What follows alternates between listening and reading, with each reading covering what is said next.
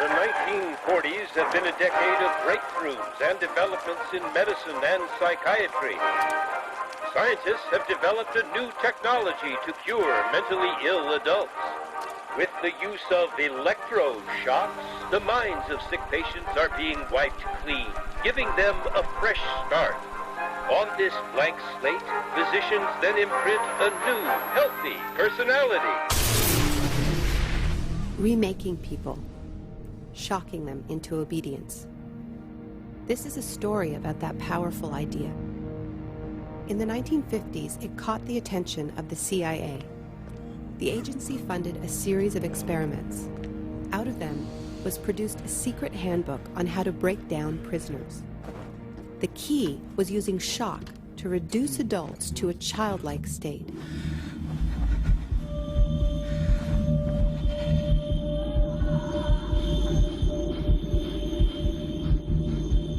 It's a fundamental hypothesis of this handbook that these techniques are in essence methods of inducing regression of the personality.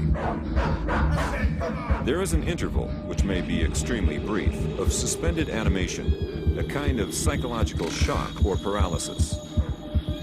Experienced interrogators recognize this effect when it appears and know that at this moment the source is far more open to suggestion, far likelier to comply than he was just before he experienced the shock.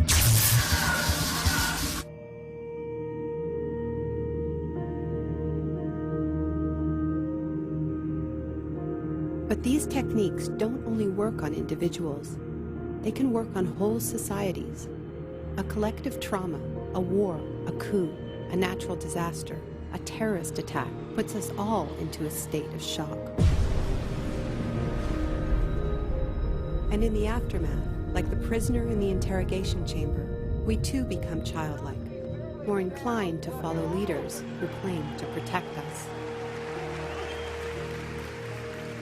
One person who understood this phenomenon early on was the most famous economist of our era, Milton Friedman.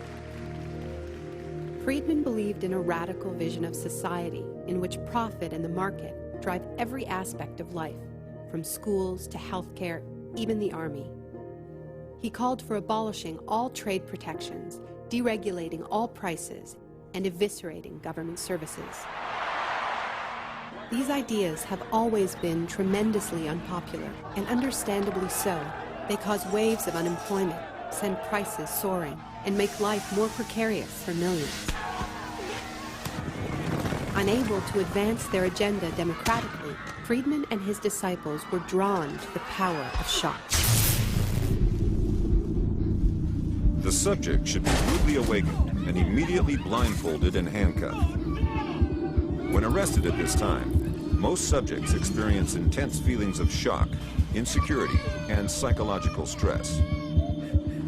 The idea is to prevent the subject from relaxing and recovering from shock.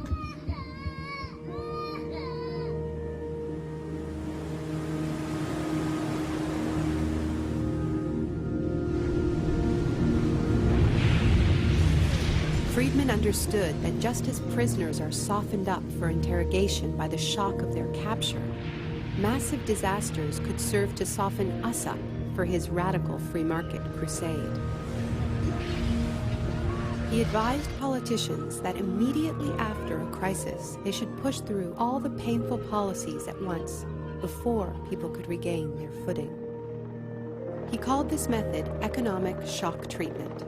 I call it the shock doctrine. Take a second look at the iconic events of our era, and behind many, you will find its logic at work.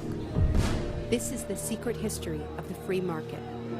It wasn't born in freedom and democracy. It was born in shock.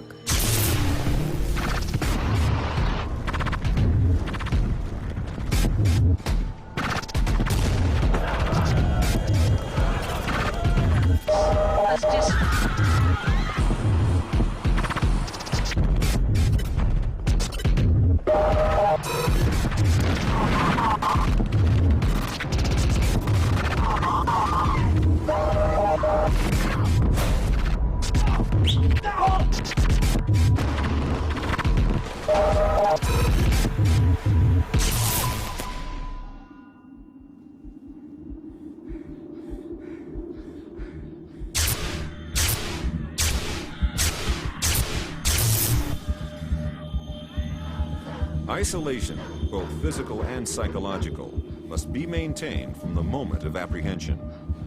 The capacity for resistance is diminished by disorientation.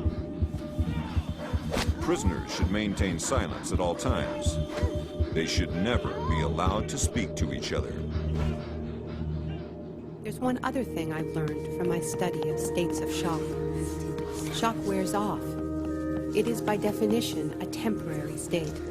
And the best way to stay oriented, to resist shock, is to know what is happening to you and why.